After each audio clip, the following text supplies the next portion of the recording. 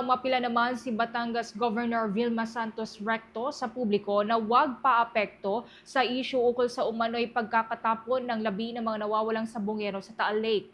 Ginawa ng gobernadora ang apela kasunod ng anyay mabigat na epekto ng naturang isyu sa kabuhayan ng mga mangingisda sa Batangas.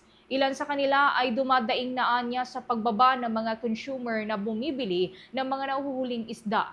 Katwiran naman ni Santos Recto na wala pang kumpirmasyon kung totoong naitapon nga sa Taal Lake ang labi ng mga nawawalang sabongero.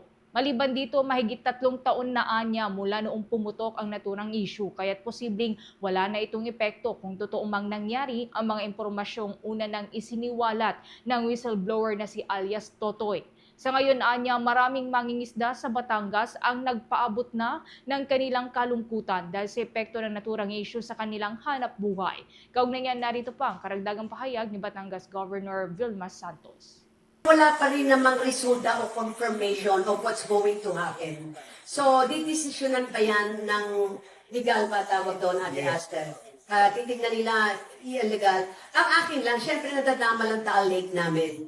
You get me? And kahit paano, with this news, hindi naman natin alam kung confirm or hindi. Kasi may mga katawan dyan, naapektuhan yung business ng mga mangingisda namin. You know, and that happened long time ago. You get me? 3 years ago. So, kahit paano, sana wag naman because naapektuhan talaga yung hanap buhay ng aming mga Batanggenyong mangingisda. Oo. Tsaka hindi naman natin alam kung totoong nandyan nga. You know? So, wag naman sana.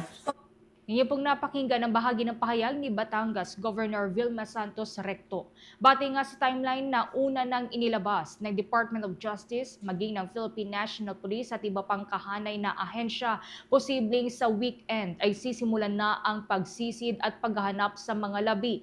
Gayunpaman, maraming mga salik pa rin ang ikinukonsidera tulad na lamang ng lokasyon ng mga labi, lagay ng panahon, diving equipment at iba pa.